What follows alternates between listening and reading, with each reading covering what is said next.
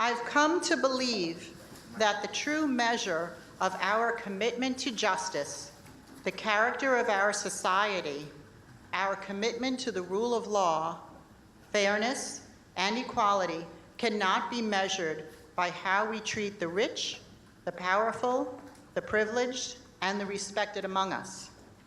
The true measure of our character is how we treat the poor, the disfavored, the accused, the incarcerated, and the condemned. Good morning, I'm Ann Minicozy, founder of the Community Breakfast of the Mainline Undoing Racism Day. I also teach first-year students here at the university, and so on behalf of the university's president, Father Peter Donahue, I'm delighted to welcome all of you to Villanova University and to the 2018 Community Breakfast. Those words that I read first were not mine, they're Brian Stevenson's. 12 days ago, Brian Stevenson visited Villanova University and stood on this very stage and spoke these very words from his book, Just Mercy, a story of justice and redemption. He spoke to Villanova students, faculty, and staff about his life's work helping innocent people who are sentenced to death row to become free. I believe I can say that all of us here today, because in various, I don't think I said that right. I believe I can say that all of us are here today because in various ways, and just like Brian Stevenson, we want to see justice and we work to achieve justice. We want to treat all of those in our society who are marginalized in such a way that they are included, that they have the things they need to live and thrive, and that they are loved.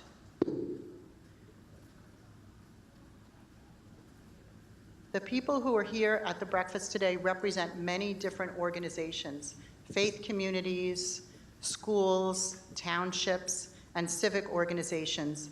And I would like you to please take the time today to get to know each other, as together we can help each other in our social justice work so that we may become Martin Luther King's beloved community. Now about today, I'd like to take a moment and ask those on the Community Breakfast Steering Committee to stand and be recognized.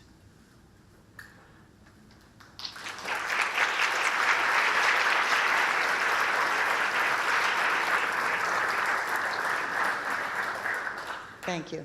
I know there are a couple of volunteers outside at the registration desk yet, so thank you. And a big thank you to our sponsors, Villanova University, Radnor Township, and our newest event sponsor, Cabrini University.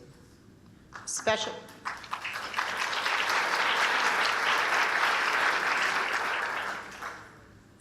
thanks to the staff of Villanova Dining Services who have prepared our meal.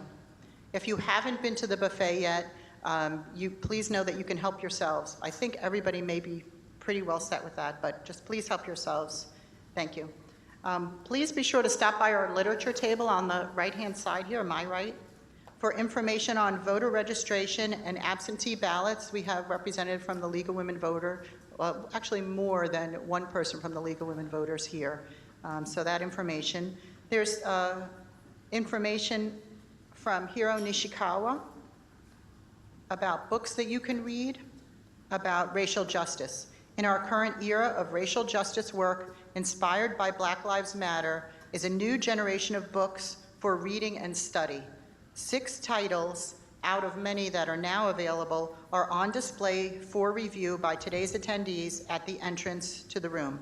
Feel free to review them and get inspired for your next book study to raise your awareness and overcome the racism endemic in our cultural environment. And now to this year's program. The Community Breakfast of 2018, this is our 8th breakfast, is co-presented by the NAACP Mainline Branch.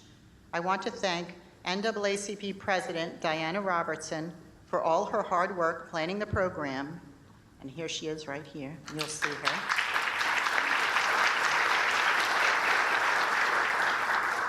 And we look forward to hearing from our panelists, Dr. Anthony Stevenson and Dr. Candace Robertson-James. Also, we want you to write questions that you may have on the index cards, and there are pens on the table, and those will be collected. There'll be a few steering committee members around, spread out throughout the room, to collect index cards from you and to give to Diana Robertson. And now, the Radnor Board of Commissioners President Lisa Borowski will lead us in the Pledge of Allegiance.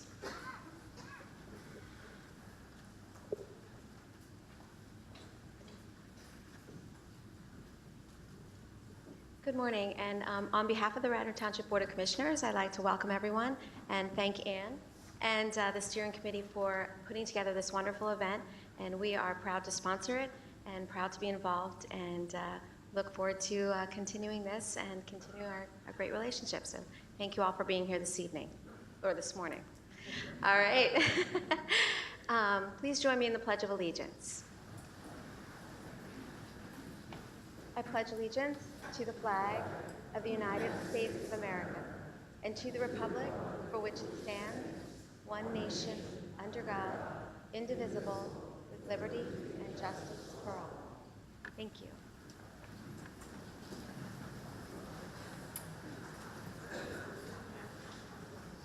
Next we'll have the reading of a poem, Let America Be America by Langston Hughes. 2 Radnor High School students will read the poem, and they are Jade Wynn McNeil and Suhaila Tillman.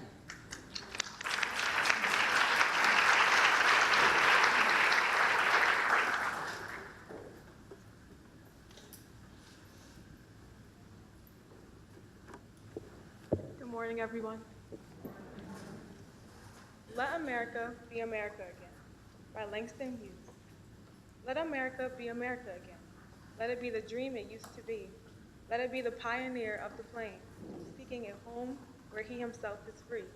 America was never America to me. Let America be the dream the dreamers dream.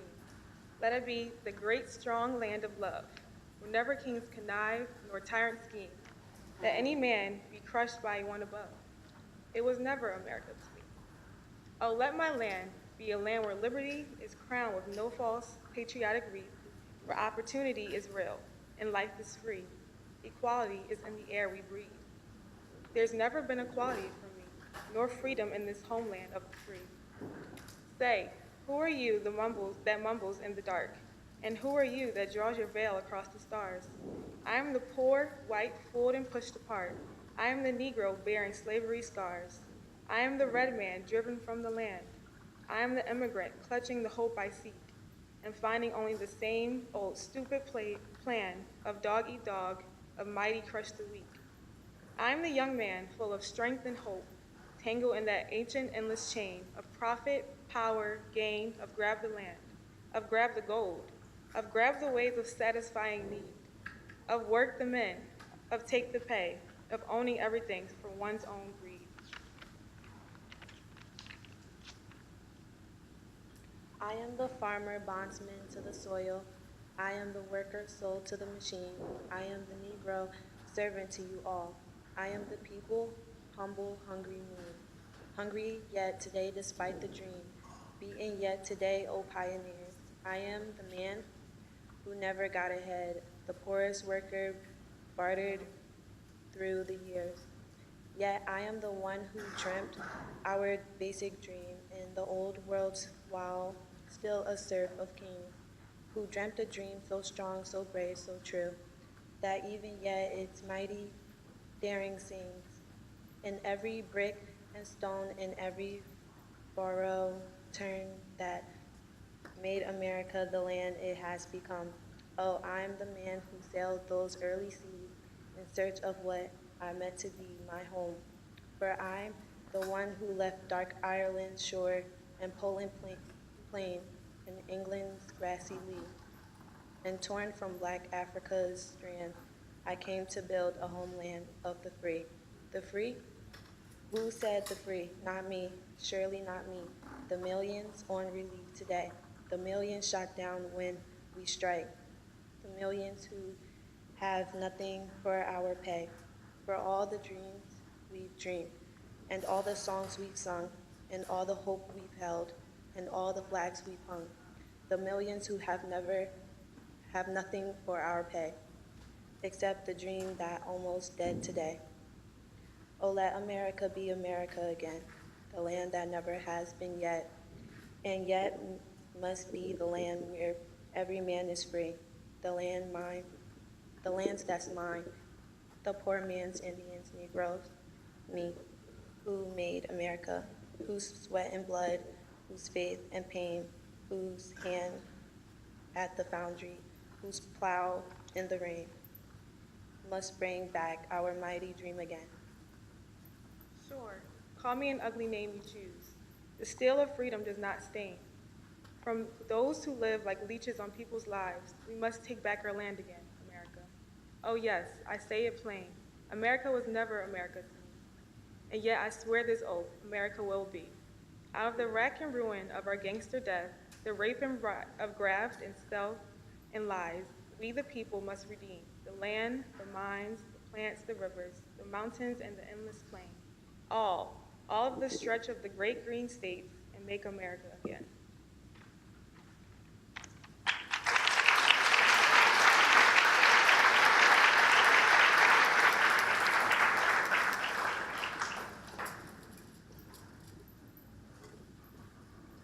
Thank you. Now I'm going to turn the program over to Diana Robertson and Dr. Candace Robertson-James and Dr. Anthony Stevenson.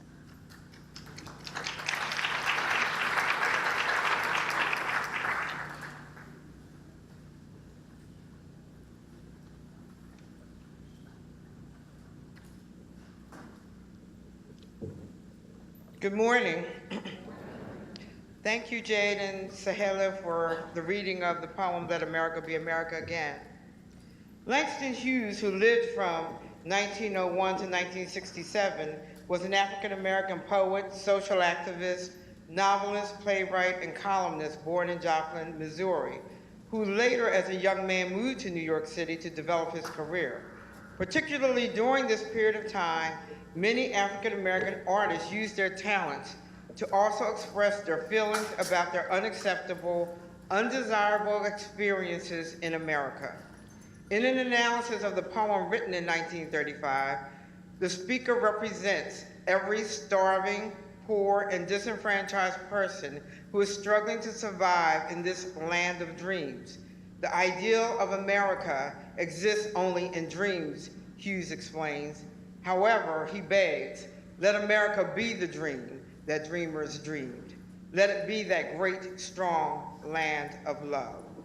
This morning, we have two experienced individuals who will speak to the theme of a seat at the table, practicing cross-cultural effectiveness. Dr. Candace Robertson-James is currently Assistant Professor and Director of the Master of Public Health Program at Salle University, and Dr. Anthony Stevenson, who is Principal of Radnor Elementary School and Commissioner of Ward 4, Lower Merion Township Board of Commissioners. They will speak to you from two different perspectives, education and public health. As you listen to their presentations, they want you to engage. They want to engage you to respond with questions, and you can, as was stated, you can feel free to write the questions on the 3x5 cards at your table. Just raise your cards up and someone will come around and collect them. And then they will be asked at the appropriate time. The goal for this breakfast is to sincerely consider how we begin to dismantle those policies, laws, etc., which have in the past and continue to systematically perpetuate discriminatory or racist practices. Okay, Dr. James and Dr. Stevenson.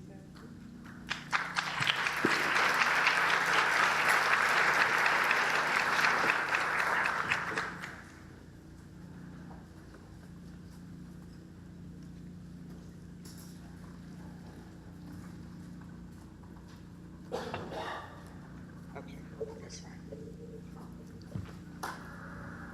Good morning. First of all, I want to thank Ms. Robinson for facilitating this morning. I want to also thank, as it was said before, Villanova University and other sponsors for allowing us to use the facility every year. But we also need to thank Ann. Where's Ann? Stand up, Ann. We need to give her a round of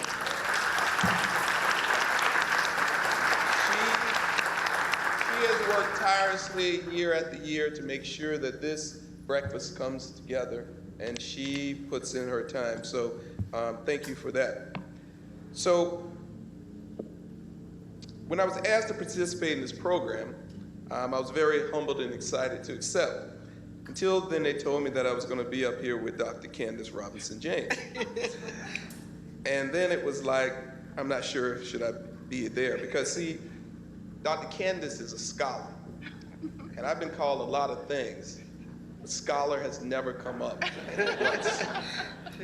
So I was like, I don't think I can rise to the knowledge and that level of her intellectual being. So then I decided I'll bring out my secret weapons. The secret weapons that motivate me every day. These secret weapons inspire me to be a better person. They inspire me to be more focused on what is important. Most of all, they remind me that there is hope for a better world. My secret weapon are my students.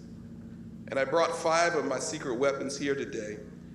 And then they want to share in their own words what diversity and culture means to them. So I ask that you invite them as they come up to share their perspective on culture and diversity. Come on up.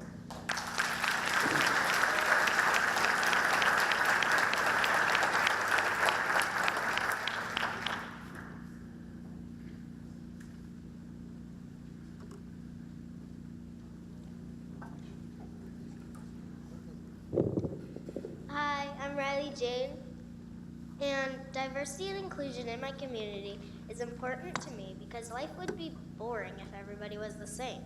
Think about it. If all the Radnor Elementary students were exactly the same, we looked alike, did the same activities, we're all born in the United States, that would not be interesting.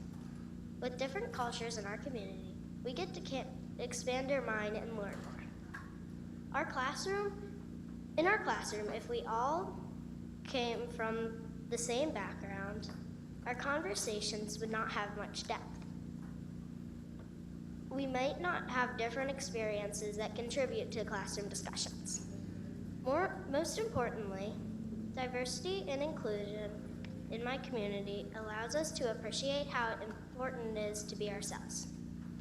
When someone isn't included, that may make them feel like they have to change to fit in. When people are included, they feel accepted and safe to be who they are. So diversity and inclusion in Radnor is important to me because life would be boring without it.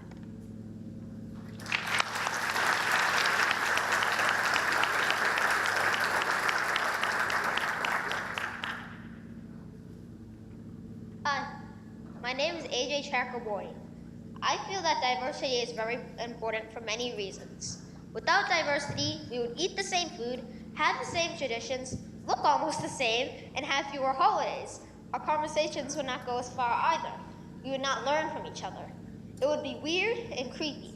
Diversity is important, and we have it. There are some people who discriminate against certain races, but we have to remember that we're just people. Lastly, discrimination is not fair because it keeps people from getting the same opportunities, and that is enforced by the 14th Amendment to the Constitution. All right.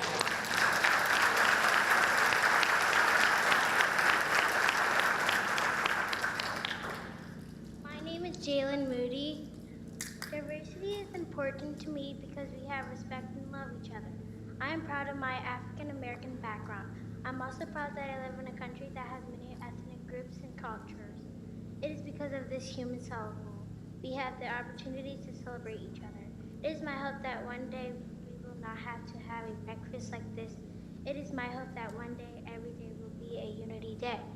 We can proudly say that we are united in these states by our actions, respect for each other, regardless of where we're from, how we look, how we talk, and how we love.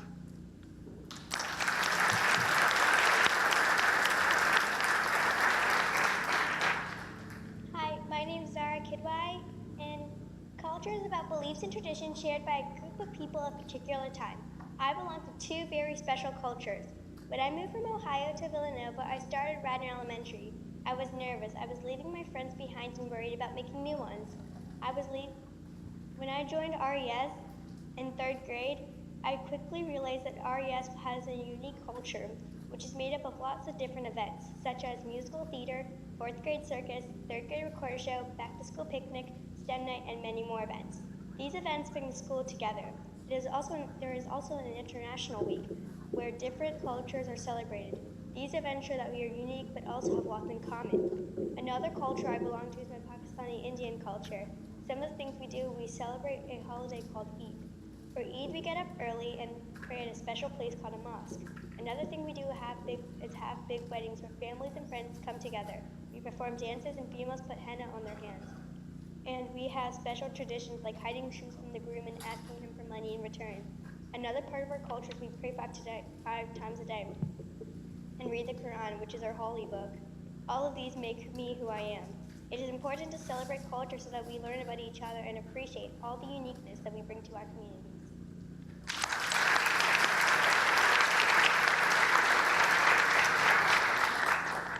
Hi, my name is Lennon Boyd. Culture plays a very important role in our world. If there was no culture, then it would be pretty freaky. I think it would be freaky because everybody would do the same thing and everybody would be exactly the same. Differences can be a good thing. A quarter of my family is Chinese. If there was no culture and differences, there would be no holidays like Chinese New Year that I celebrate with my dad's family. The differences between the Caucasian part of my family and the Chinese part of my family are the type of food they eat and the language they speak. Even though the two cultures are different in a way, I think they are both amazing.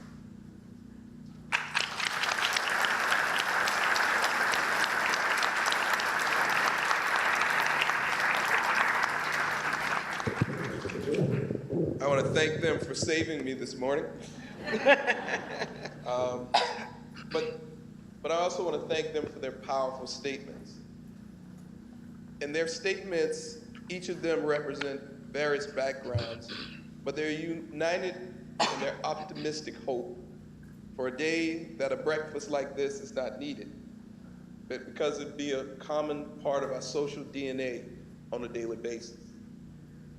And if we had to say one word to summarize how I feel about this cross-cultural effectiveness, I would say it's about relationships, and particularly relationships with our young people. The reason why I selected these students to be speakers is because they truly are the true key to unity. You see, none of us are born with the ills of society, that landscape that is tainted with racism, discrimination, bias, or hate. These are all learned behaviors. And instead of spending time as adults coming up with our own, sometimes biased solutions, we should spend more time with our children, learning from their optimistic thoughts about how we can make this a better world. And to force us as adults to be better stewards in cultivating relationships across social, cultural, and ethnic realms. For me, this example becomes personal, because as a principal, I'm charged with being a leader and a role model for hundreds of students by cultivating strong relationships of trust. And while they look up to me for guidance, every one of these children who spoke today reminds me how much I look for them for guidance and inspiration as well. I'll tell you a personal story. There was one day, this is my second year at Radnor Elementary. And last year was my first year, and one of those days I walked into school and had a bad day. And I was coming in the building and I ran into Landon, one of our speakers. And he was also having a bad day. My bad day was because I left a meeting and I just was not, and it put me in a position about questioning where I was professionally, and whether I was doing what I was supposed to do, or whether I should make a change. Landon, he just found out that his friends were not going to be a part of a talent show, Young People's Problems. And they abandoned him, and he really wanted to be a part of that show. And I saw him and he saw me, and I said, I'll do it. Lucky for me, he didn't know that I had no skills. I can't dance, sing, or joke. I have nothing. But it didn't matter to Landon, because you see, he wanted to participate, and he saw in me an opportunity, and I saw in him an opportunity to make one of our students happy. And eventually we did do a dance, the floss, and even had a couple of other of his students turn in, and it turned out to be a good thing. At the end of the talent show, his mother sent me an email thanking me for taking the time and making his day. But what she didn't understand is that it was Landon that made my day. You understand that Landon, when he saw me, he accepted me in his world. He stepped in my life and reminded me that there is hope in a future where addressing cross-culture means that we have to put all our barriers aside. See, Landon didn't care. He didn't see my ethnic background. He didn't look at my socioeconomic status. He didn't care about my gender or standing in society. He only saw someone who was willing to be his friend. And for that reason, it reminded me, as it should remind all of us as adults, is that we must continue to ignite within us children the opportunity to dream, to believe, to hope that there is going to be a day that unity means that across all boards, that we believe that our children and their children will live in a society where we have relationships based on what brings us together, rather than having conversations about what separates us. I thank God for Landon, and I thank God for all of our children. So, my friends, as we continue this conversation this morning, let us find in our hearts to be inspired by the optimism of our young speakers here this morning. Let us be inspired and ignite our passions, and let us be dedicated to the cause of building strong relationships across unity, across our cultural realms, but bringing ourselves together to make this old world a new world. Thank you.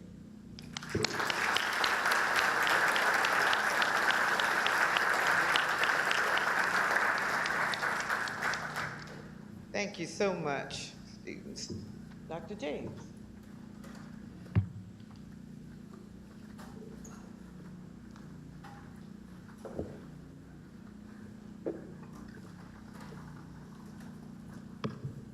Good morning, everyone. Well, I just want to thank everyone for allowing me to participate in this program. I'm definitely very delighted to be a part of this conversation today. I thank Dr. Stevenson for his very kind remarks. And I just want to also applaud these young people and their vision about diversity and what we will be working towards as we have these conversations today, and ultimately envisioning a day where we will no longer need programs such as these. So thank you for your comments and your participation and your leadership in envisioning what diversity means to you. So my background is in public health, and my remarks are really going to be framed within a public health framework and helping us to think about cultural competency, those concepts, and provide a framework that we can hopefully do what the title of the program says, helping to think about how we can have a seat at the table, how we can really move some of these discussions forward into action, and helping us to think about what are some of those very practical steps that we might consider taking. And so I know we have cultural competency in the title, and I just wanted to give a very general description of it for everyone. So cultural competence, there are many, many, many disciplines and fields who use the term. Some of them have different concepts included, and there's been some critiques, and I'm going to comment on some of those as well. But I'm going to be using one of the definitions, that is a set of congruent values, beliefs, attitudes, practices, and policies that come together in a system agency, or among professionals that enable a system and professionals to work effectively in cross-cultural situations. So I know that was a mouthful, but it really is a set of policies, systems, and practices that really enable us to do what these young people really are calling and challenging us to do. So it really acknowledges that those systems and those policies have to be a part of what we're thinking about. So the first thing that's a part of this framework is valuing diversity, and I'm so excited that they started off with what does diversity mean to them, because that's the real first part of this framework, is thinking of how do we value diversity, and being very practical about that. What are the ways specifically in which our systems articulate and demonstrate that they value diversity? We have to understand that diversity is an awesome part of our human society, as was well articulated. And in valuing diversity, it doesn't just mean that we are inclusive of diverse perspectives, which is one very huge part of it, but it also means the other side, which is sometimes not often addressed, which is deconstruction. So in valuing diversity, we have to be very purposeful about deconstructing misinformation that has been passed down from generation to generation. So many people using this framework would say that valuing diversity is also inclusive of being very strategic and purposeful about thinking about how do we deconstruct that misinformation? How do we call out those that information, those prejudices, those stereotypes that continue to be perpetuated, that continue to be discussed, that continue to be passed down subconsciously or consciously in our systems and our various practices and our individuals. And so how do we do that in a very meaningful way? How do we recognize the reality of oppression and the oppression that various groups have experienced in that deconstruction process? And so we want to value the diversity and all that everyone has to bring to the table, and simultaneously we want to deconstruct. We want to understand how and what types of misinformation we still hold, and be able to take those apart out of our consciousness, out of our conversations, and be very purposeful about addressing that misinformation. The second part is the capacity for assessment, and so we have to understand just where we are. How do we know how we're doing if we're not assessing it? And so really understanding, we have a lot of data. Many of you in the room have been a part of committees and groups who have done very, very wonderful jobs in creating reports to outline disparities, to bring to the forefront people's experiences. Parents, children, families, community members have shared their perspectives, their experiences and perceptions. And so how do we take that information and use that information to make changes and to acknowledge where we're falling short and be able to strengthen ourselves based off of the data that we have? It's also really important to think about, as we think about that assessment, to think about areas that we are improving in. And so thinking about where we have made advances and then where we still need to make advances. As we think about assessment, this framework also would challenge us to think about ways in which marginalized or oppressed communities are included in those assessments. So to what degree are their voices heard as part of the assessment? And so we want to make sure, as we think about diversity, how are we including those diverse perspectives as we think about assessment? And one of the big moves now is to think about, and I'm so excited to see the books and the literature that you have here, one of the big moves now, especially in education, is to think about ways in which oppressed voices and marginalized voices are acknowledged as we teach history and as we think about histories, and the perspective of which history is told and the absence of certain voices and perspectives. And so these are things, that's just one example, but these are things that we can look at every system and think about whose voice is missing. So when we think about assessment, we have to say, okay, we have all this great data from X, Y, and Z, and that's awesome, but whose voice is missing? Whose story is not being told? Who are we still not addressing? Who is feeling lost or left out? For whom are these policies having a negative impact, an unintentional impact or consequence? So we have to be very purposeful about that and then develop those action plans to address those shortfallings. Understanding the third part is understanding the cultural knowledge, the institutionalized knowledge that we have. And really, I'm so excited also that this is Undoing Racism Day. And part of this really forces us to grapple with the historical legacy of racism and the systems of inequality that it created. And so really, although in this country we focus a lot on interpersonal racism, what one person might do or say to another person, and that's very, very important, but we sometimes forget that racism is a system, and the power of it is through the institutionalized ways in which it disenfranchises some groups and advantages other groups. And so we have to disentangle that in every single system, whether it's education, whether it's criminal justice, whether it's our labor force, whatever, our housing, whatever systems that we're talking about, we have to be very purposeful of thinking about how and what ways was that inequality institutionalized in that system. And if we're not very purposefully addressing that and undoing racism and undoing those systems, then it's automatically on autopilot. We can be as well-intentioned as we want, but the system is still going forward if we're not actively moving to address it. Camara Jones, she gives a great example of this. She talks about, she's a huge public health scholar and has done a lot of research on racism.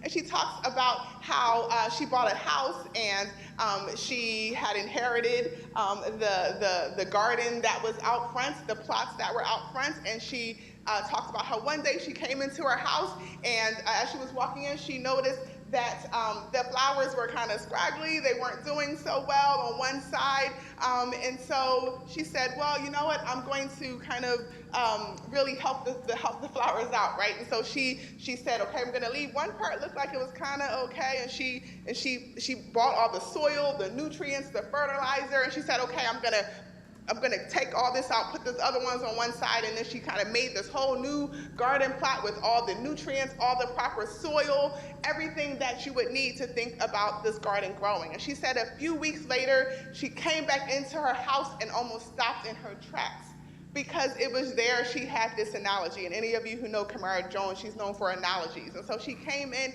and it was right before her, the analogy of institutionalized racism, right? And so she had one plot that she had put rich soil, nutrients, fertilizer, and the flowers were inches taller and healthy, and they were just beautiful. And the other plot was still scraggly. They were, she tried to put a little, extra soil on top, but she didn't remove the underlying foundation that had already been created. So those flowers were struggling. And she said then it just hit her of what that really meant.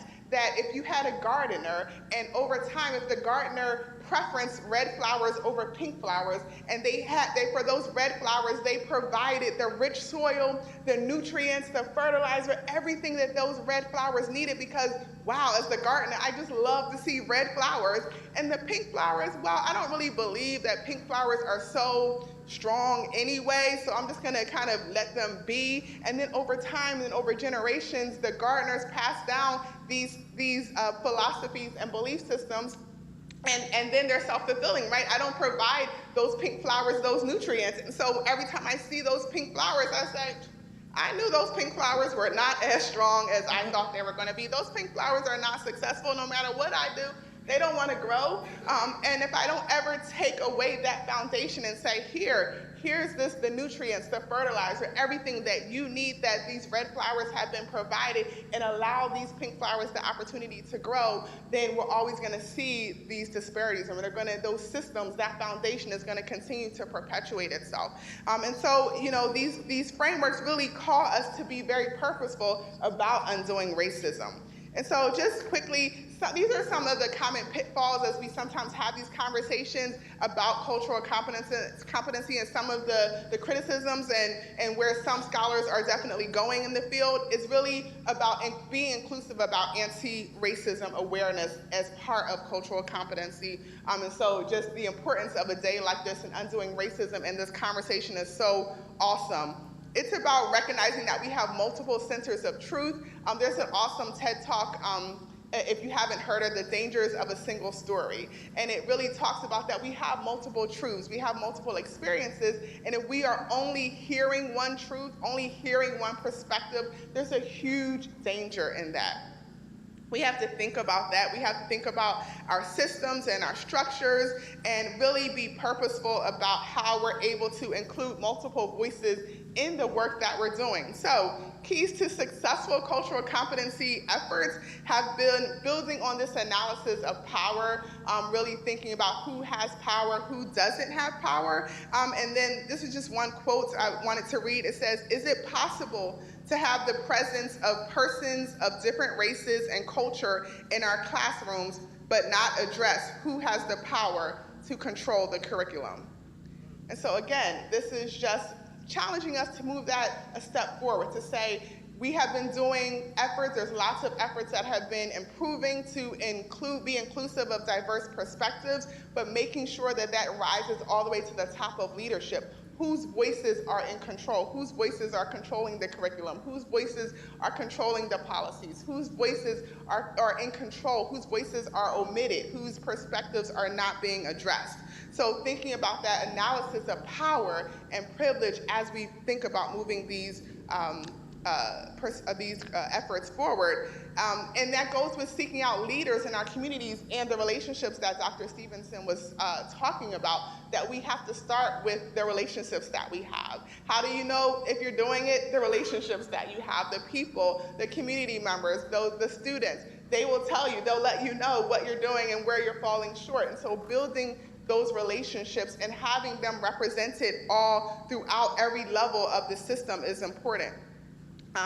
The last thing is ongoing staff training is crucial. Staff training is a big part of this, but it is not a one and done situation. And so a lot of times we kind of want to check this off. And one of the biggest critiques of competence, cultural competence as a name, it is that scholars feel like it makes it seem like it's a checkpoint rather than a process.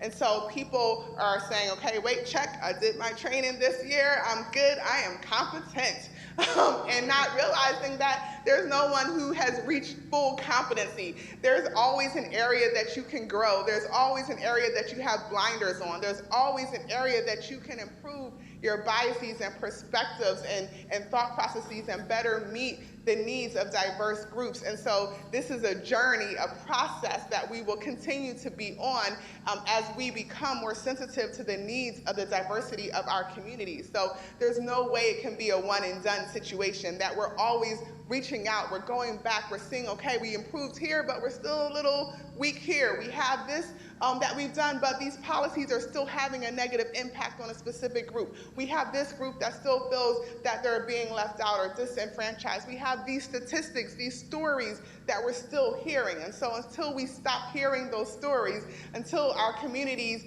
tell us that we have done it, then we have to keep on pursuing these efforts so that we can truly meet their needs and not just our systems, our checkoff points. So with that, I'll stop, and I'll kind of ask you a question before you guys start to ask us the questions.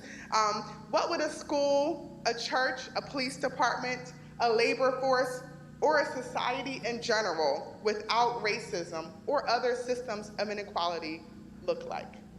Thank you.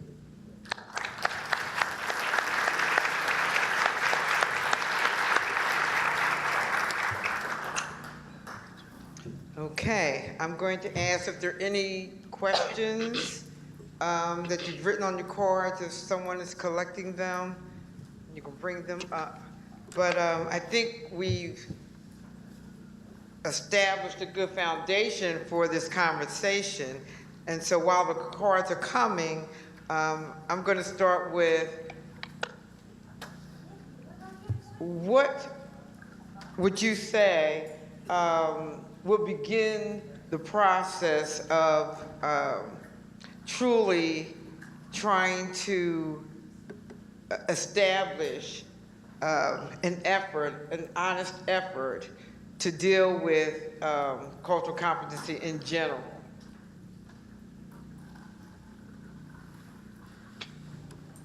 Either one.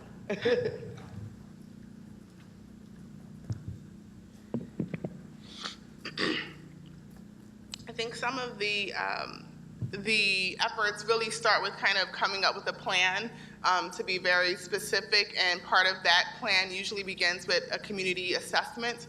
And so looking at the various areas of the community, and I know there are groups that have already done some of this work, so looking at very strategically looking at assessing the community, assessing the needs, assessing the stories and the information that you have. If there's areas that are lacking, to be able to gather that information, that data, so that you can start with a realistic portrait of where you are. And so part of it really begins with that community assessment, and then you move from the community assessment to understand how that system or group is able, what capacity does the system have to actually address the needs of the communities. And so once the communities say, okay, these are the areas you're doing great in, this is the areas that we're still feeling that we're struggling with, then we have to evaluate, okay, in whatever system we're talking about, well, how is that system equipped to be able to realistically address those needs? And then developing a plan together in concert with the community to be strategic in addressing those needs, to develop outcomes, because we're all moving to outcomes. And so to have outcomes that you can evaluate, to say, okay, that's why I ended with that question, to say, well, what does this look like? Sometimes we keep it too abstract to say, okay, if we've reached our goal, these are the very specific outcomes that we have reached. We don't have these stories coming in. We don't have these disparities that we're reporting in different groups who have had these different experiences. So if you challenge your system and your group to say, okay, if we have reached our goal, then these are the outcomes that we expect. And then you evaluate yourself. Are you still getting those stories? Do you still have those disparities? And if you still do, well, there's still more work to be done, and we have to come all back together to kind of revise that plan. Okay. Dr. Stevenson, research shows that all students, in particular students of color, achieve more when there are teachers of color in the schools. In fact, there is a significantly higher degree of achievement for Black students. How many Black teachers are there in the Radnor School District, and what have you done personally to ensure a more diverse district?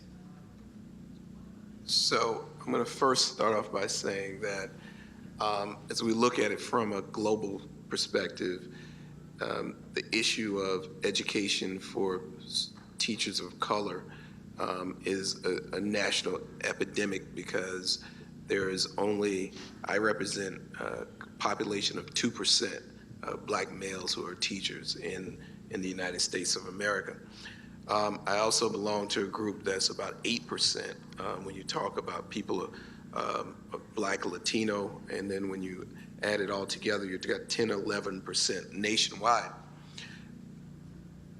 The issue becomes not about a person of color teaching, because I think it is important. I think I represent, for my school and for my district, I debunk some of the societal myths that people see about a Black man working in certain places. So I think I represent that in a positive way. But I also think that I transcend that beyond color, where they see it as a person who see me as a human being, as we should do. While our district has put in place a lot of, from a district perspective, I think our district has put in efforts to attract and retain people of color, teachers. Our minority population of folks who work there is probably about 2%, but that's not indicative of an effort. I think the district that is in the forefront for the last 20 years has been Lower Merion. Lower Merion has done a model of doing this, but this Lower Merion would say that this has been a long-going effort they have done. What districts have to do is they have to continue the effort double-fold. One is districts like ours that have to continue to find outlets to attract folks of color to be a part of our school community. But most importantly, the same way that I don't want my kids in my school to see me as their Black principal, I want my teachers of Caucasian persuasion to understand that they have just an important role for our kids of color. And so our goal has to be is how do we take a situation of people who are from different backgrounds and understanding where those kids who are sitting in front of them come from, and how do we close that gap between the two, so that those kids walk in that classroom, the most important thing they know is that person cares about them, that person is concerned about their academic and social welfare, and help them move forward in a way that they're successful. Okay. I'm gonna, Dr. James, this is a multi-phase question here. What is the advantage of having diversity? What does one say to people who do not think diversity adds anything positive to society?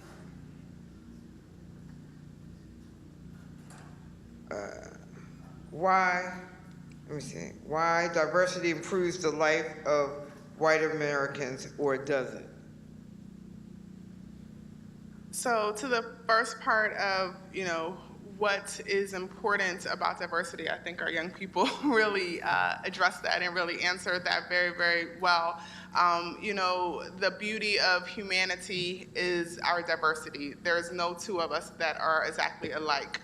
We have different perspectives, we have different beliefs, we have just a beautiful array, and we were created as diverse beings, or else like other entities, we would look exactly the same.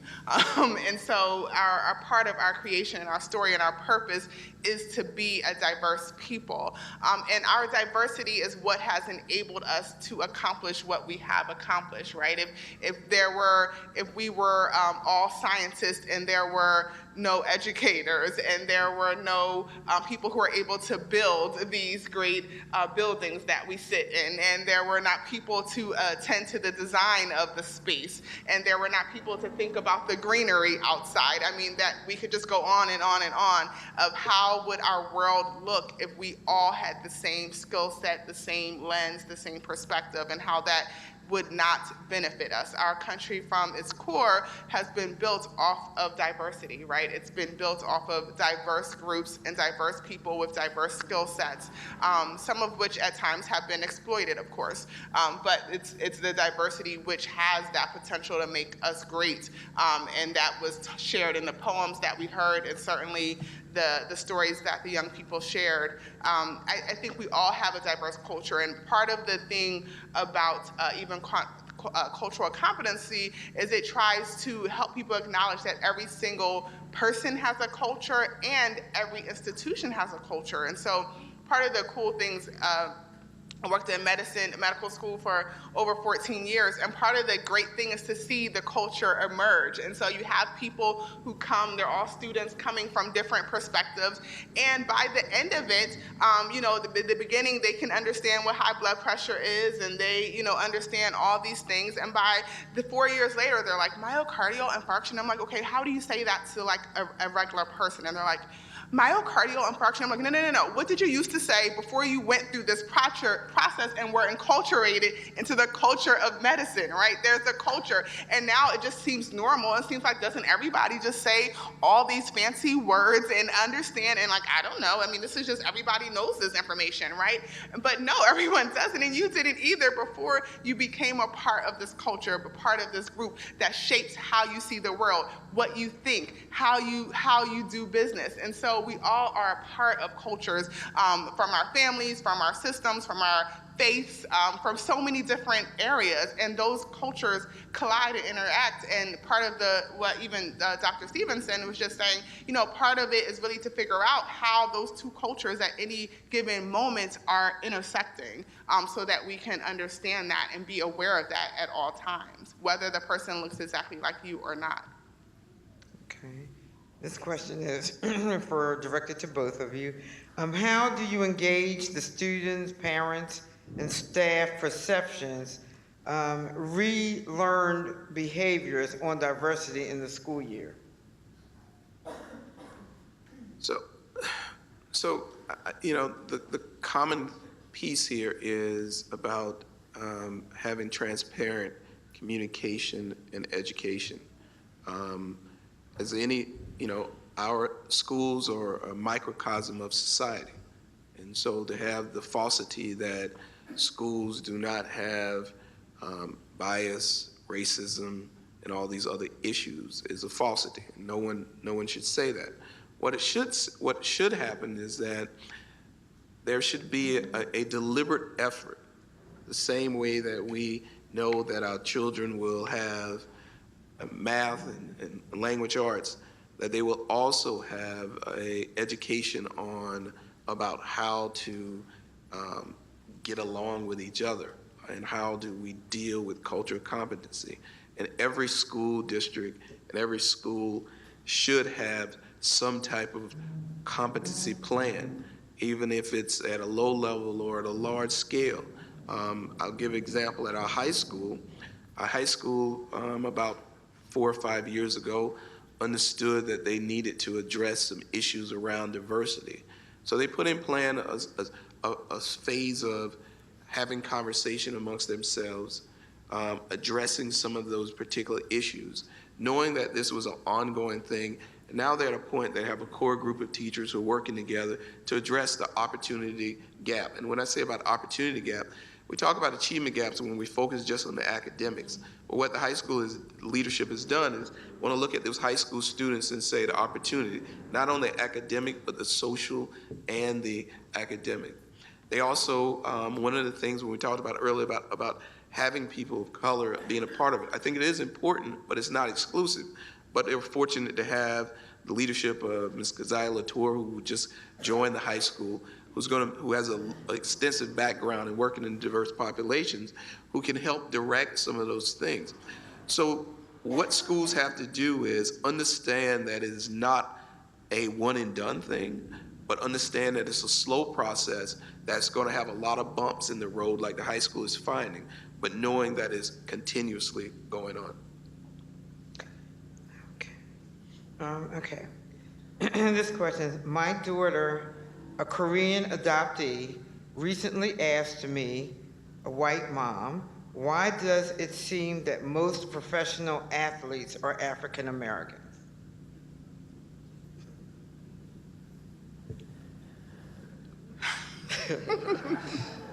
Well, I don't represent any of that. I'm going to pass to the good doctor.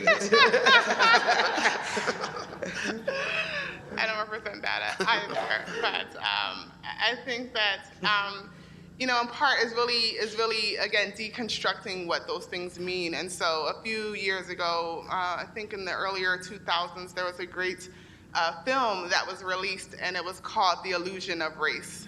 Many of you may have seen it, and it talked about stereotypes that people really held on to, and essentially it talked to these high school students about those concepts. And so they thought that race was really real and that there was some genetic predisposition based on that very argument, that because African Americans seem to be overrepresented in professional sports, that there was maybe some gene that they had that predisposed them to be able to excel in athletic situations. Of course, that is not the case. And there is no biological or genetic component to race or a gene that predisposes African Americans to excel athletically. But again, when we think about race as a social system and think about how groups have been socialized in this country and prior, to think about the experiences that they have had and that they have cultivated and spent hours and hours and hours and hours and hours being able to cultivate because of the opportunities that they were faced with, then you can begin to see those things. When we think about Usain Bolt, when you think about Jamaica, when you think about the landscape and how kids are running all the time. Like, that's part of their culture. That's what they do. So it's not so much as that there's like a gene or genetic, but again, we have to really think about generationally the opportunities that youth are afforded. And if you're playing on the basketball hoop all day, every day, because that's, the opportunities that you have, and that's the only way that you see in society that you have an opportunity to accomplish and achieve, then that's the route that the parents are going to promote, that you're going to have, and that's going to be actualized. And so we just have to understand the social systems of race and how groups are socialized over generations. How do you ensure that the communities that are subjected to the systematic pitfalls are included in the talks to make things better for them? So, aside from my day job in Radnor, I have a loyalty to Lower Merion and my role as a commissioner. And it's a job that I'm humbled by, because I get to work with some great folks in Lower Merion, but I also have worked with some great organizations over the last year who have a passion about the community piece. And one of the things that I've learned in this role is that communication is key, and being a two-way street of communication, being able to be heard, where give people a forum to share their position on various issues, but also listen to folks, truly listen to what those are, and to try to find a solution towards it. It's when folks are constantly talking about the issues, but no one's listening. They hear you, but they're not truly listening. And in Lower Merion, we have issues where things have gone on historically, but when folks have come together across the board through different committees and commissions that have been set up, there's a Minority and Police Commission that meets to deal with not only present issues that's going on, but historical issues that have gone on for years that no one at the table necessarily had anything to do with, but they were never resolved. And one of the things that we have to do as communities is figure out how to unpeel those histories that sometimes are very painful, but to find common ground, to find solutions. And when we do that through communication, and the other piece about that communication piece, though, is that you have to do about it, is to have a mutual respect and understand where people are coming from. You don't have to agree all the time. And God knows I don't agree with everything that goes on with I have 14 people I deal with, and the other 13, I don't agree with them all the time. But I have to tell you, there's a mutual respect on our board every Wednesday night that embraces that towards the common good, because at the end of the day, all those 14 folks want what's right. Now, sometimes you have to educate them, each other, about those things, which is a part of it. But when people are open to it, then they have to do it. It's when they are resistant. And when you know there's that resistance, that's where it becomes hard. Because then you become bitter as well sometimes. And you have to check yourself sometimes. So that's a communication is the key to that piece. Some minorities feel racial fatigue. Some whites do too, for different reasons. And still others feel all this race talk is fresh and new. How do we give each other space to be wherever we are and not belittle or put down either newbies or those who feel exhausted talking about race and ethnic strife today?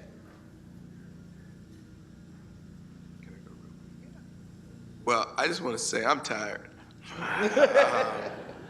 And that fatigue is real.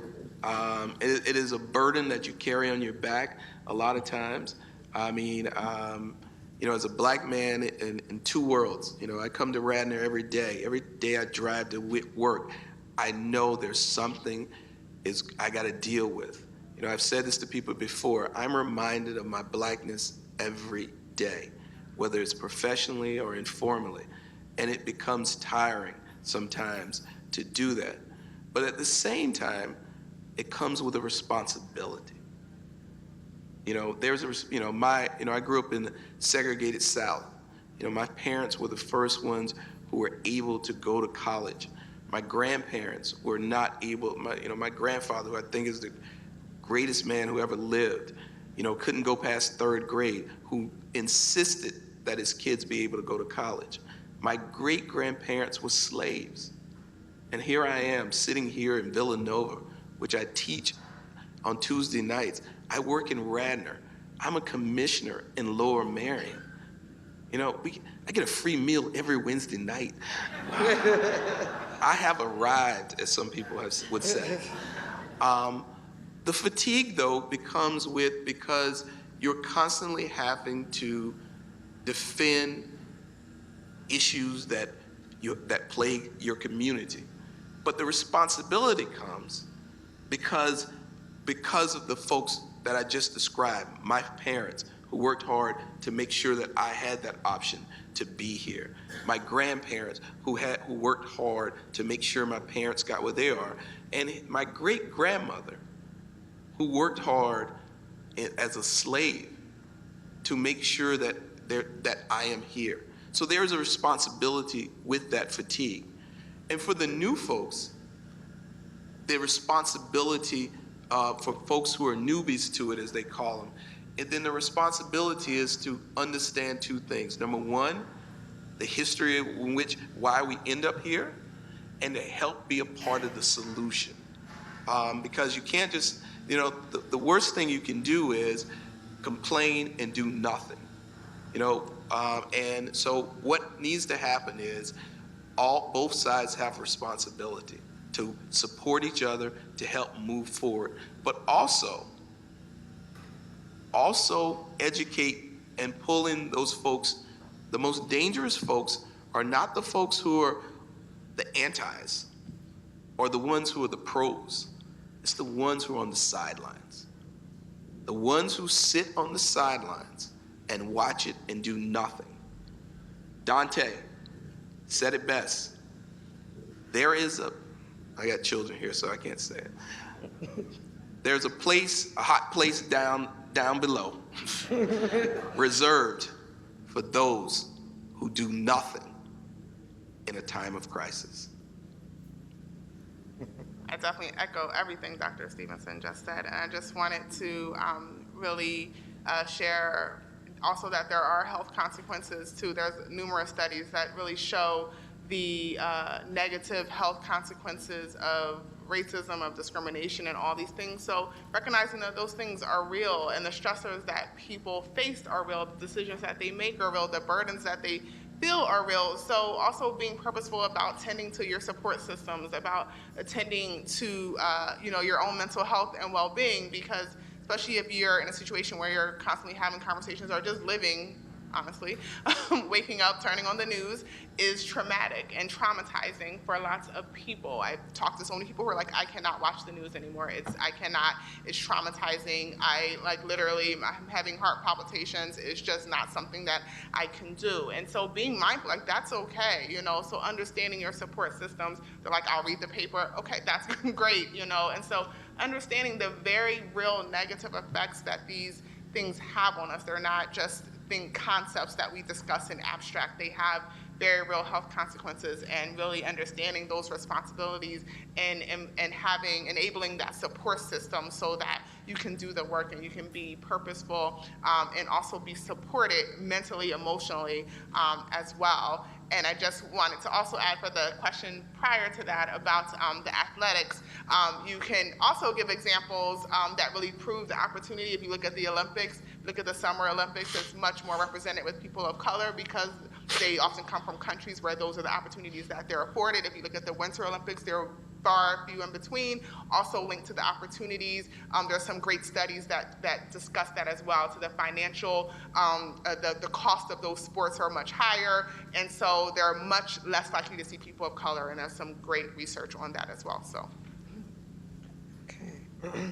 How can we call out to encourage them to recognize businesses, leaders, corporations, representatives, etc., to make people the highest value instead of profit, and to value the perspectives of minority voices as a benefit rather than as a token charity?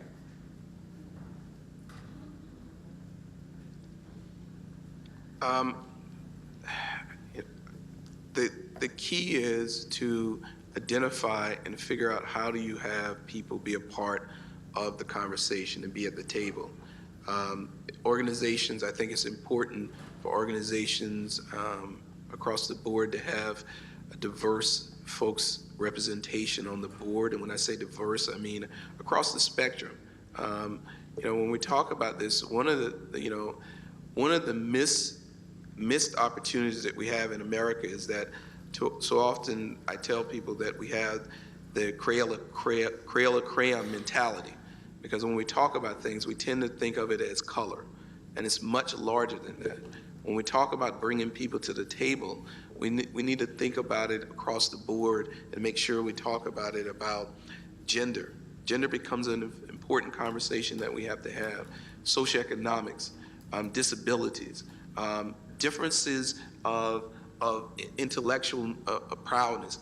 All of those things that when we come to the table, when we talk about true diversity, we have to talk about all of those things to come to the table. I mean, when we talk about the reason why we're so split in politics is that you're either on with me or against me. We have to be able to say, yes, we disagree, but in our disagreement, what is the ultimate goal that we have to have? And I think for this, how we do this is, and I keep going to the same theme, and I can't, it's the only thing I got going good for me today to say, and that is communication, and but honest, transparent communication is key. When people feel that they are welcome to a place, they want to be a part of it. And when you invite them and you sincerely, again, don't invite people there just because they fit a check mark to say, okay, we have this group, we have this person to represent this, because been there, done that. Truly have them there because you value what they bring to the table and you want their contribution, and you will value that contribution to try to make change, not just for symbolism. We've heard so much about cultural competency training since the Philadelphia Starbucks incident in the spring. Can you suggest some effective talking points for a business or agency in employee training for cultural competency? I mean, I think that there are lots of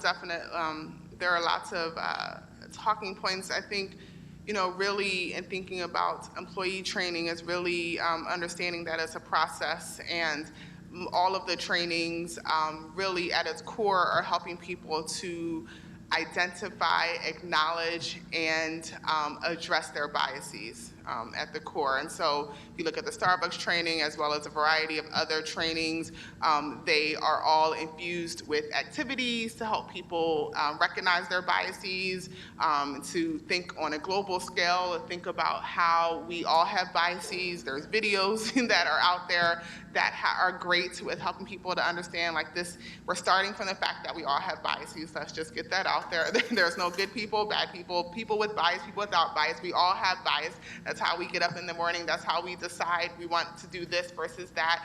And bias in and of itself, or preferences in and of themselves, aren't bad, right? That's how we can go to the cereal aisle out of 100 options and quickly pick one, right? Because we have a preference for maybe certain types of cereals. So those things in and of themselves aren't bad, but acknowledging that we have them and how we use them, how we, especially for people and organizations who are empowered, particularly use them, is problematic. And so for people to understand that we all have bias, to understand those scripts that are on autopilot. And so a lot of the bias trainings are helping people to understand those scripts. You know, what are those quick reactions that you have? What are those quick things that quick impressions you make about a person from the dress that they have on, from the look that they have on, from, you know, just quick perceptions and reactions, those gut feelings that we all have, but we have to put them in check, and we have to always constantly be asking ourselves, like, why did I make that impression about that person when they didn't open up their mouths yet, but, you know, I made that impression. So the Starbucks training is online, I believe, and you can see a lot of their talking points. But a lot of the bias trainings are very, very similar and very activity focused. This is not like a lecture kind of thing where you can just like tell people not to be biased. They're all like, you know, sit together, watch this video, let's talk about this, and help you think about like what were those impressions, what were those biases, and then helping you to be very deliberate about acknowledging, bringing that to the surface, and then addressing, undoing them, doing a lot of reflection in the hard work really to say, why did I have that impression? Why do I have that impression? And how can I be very purposeful about undoing those perceptions in my own mind? And a lot of them try to take you through that process. Would adding affordable housing help make our communities more diverse? Yes. Agreed. That was a quick one. Okay. All right. Okay, Dr. Stevenson. All right. In your opinion, what can be done to encourage the gardeners, in parentheses, legislators, to cultivate the soil for both red and pink flowers in terms of fair and equitable funding for public schools? Well, I have two perspectives on that. I think the issue becomes about equitable funding is I'm going to go back to my historical perspective. W.B. Du Bois said in the early 1900s, he says, the major issue that the United States will have to deal with is the color line. And he said that I think it was 1913. And what he meant is that unless, less than 50 years after the end of the Civil War, America has failed to address its past. And if we didn't address it, we would continue to do so. And education was a casualty of that because particularly, and I can only talk about where I grew up in South Carolina, where the boundaries grew what we call the zip code mentality, where they drew the boundaries to segregate folks based on color, where they would go to school. And that domino effect created it in some places, became an economic factor. And so the issue becomes what states have to do is address the issue of how do we define adequate education? Because each state is responsible for educating our public school. And most states say that you have to provide an adequate education. Not an equitable, but adequate. Meaning that we don't have to make it equal, but we have to define that it's adequate. And what we have to do is figure out across the board, not only just in Pennsylvania, but Pennsylvania is one of those states that is now the Supreme Court is reviewing it, is what is the minimum amount of money that is required to provide an adequate education? And how do we do that without taking away from other places, but creating it in a way where we have addressed the physical plants of schools, that we address the salaries of educators, that we address the support needs, not just the academic inside, but the social service needs that impact. Education is one of those places get blamed for things that they had nothing to do with. Poverty is not the fault of the teacher those kids are in front of. It is not the educator's fault that those other social dynamics that folks have to struggle with that come into the school. It's not the educator's fault.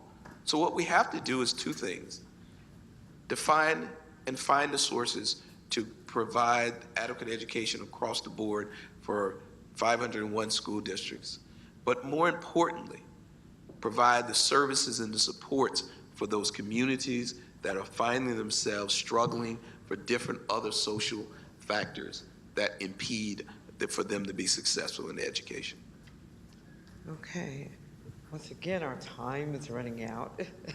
So what I'm going to ask you to do very quickly is just give a final remark on what you want everybody to leave with as they're thinking about this process of being more culturally competent, being more effective in the manner in which they, the leadership runs their particular entities. Well, first of all, I just want to thank everybody for coming again, and thank you for this opportunity to share our thoughts.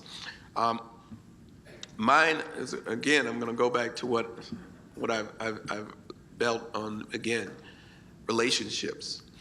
We have to figure out how to build relationships. And just like my young colleagues here, who I have to get them out here in 5 minutes. I told them that the teachers they'll be back by 9:30, so they're not eager to leave. But is that, you know, we have to figure out how do we capture and maintain this optimistic belief, that positive outlook that they have about what this society can be, and we have to figure out as adults how we can learn from that energy and maintain it for a balance. Again, through those relationships, and figure out how do we build positive relationships. I think anything can be done. So thank you. I definitely, oh, sorry, go ahead. No, I'm done.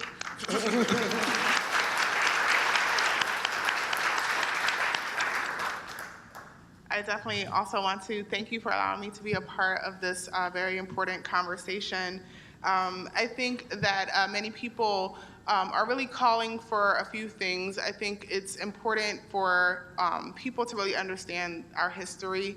And I just applaud what the Undoing Racism Committee and all those who are partnering are doing, because you're really on the right track of where people are calling for. In the books that are provided, I encourage everyone to stop by. Until we really understand our history, we don't understand even what the term institutionalized racism, institutionalized inequality, structural violence, those terms we throw around, but people don't really get it. I remember being in teaching every year, actually, when I get to redlining, and the fact that there are policies that contributed to what we see now, and that are still implemented in different ways. The students are like, what? This is impossible. There could not have been laws and policies that, what? And I'm like, yes, this is possible, and this is how it happened, and this is what you can read. But the fact that they show up on a graduate level in college and that they've never heard of these concepts is the problem, and is what creates and perpetuates our challenges and our struggles, because we're still dealing with this very superficial understanding of inequality, and we don't delve beyond the surface to say these things have been happening since the beginning of this nation. And if we don't understand how to unpack them, how to do them, how to understand that there were laws, there were policies, nothing is accidental. We're not going to accidentally undo racism in our systems, in our jobs, no matter what systems we think about, we're not going to accidentally just undo it. And so we have to be purposeful about doing these things. But before we can be purposeful, we have to know, we have to have the knowledge, and we have to understand people's perspectives. And there's a lot of great literature out there now to understand on a global level these perspectives. You can talk to people and understand their stories, have those conversations, build those relationships, understand those challenges. Those stories will be much more powerful. But then challenging every system and every leader in their room to promote equity. When you have data, when you see that there's anything that's not equal, that there are people who are struggling, who haven't benefited from the opportunities that your system provides, that we promote equity. Understanding that equity does not mean equal, and that we use those words interchangeably, but is because of those institutionalized inequalities, what we need oftentimes is not equality, because equality will just kind of provide the same access to people who don't have the structure, who have to overcome structural barriers to get it. And so, like I always say, if you have a baseball field and we all go, and I give every person in this room tickets, we all have access. We're all equal. We can go. But if I put up a fence that's 5.5 feet tall, only those of us who are over 5.5 feet can see. So the fact is that we can't all benefit from seeing that game because of the structural barrier that was provided. So we have to provide sports. I have to give you stools. I have to give you something to stand on so that you can have the extra benefit. And now we all have equity in seeing the game. The ideal situation is that we remove the wall altogether and then we all can see, but we're not there yet. So right now we're trying to give people the supports and acknowledge that what we need to be able to all have the same opportunities, the same experiences, and the same benefits and the same dreams that we started off with in the poems. Okay. Please applaud our presenters.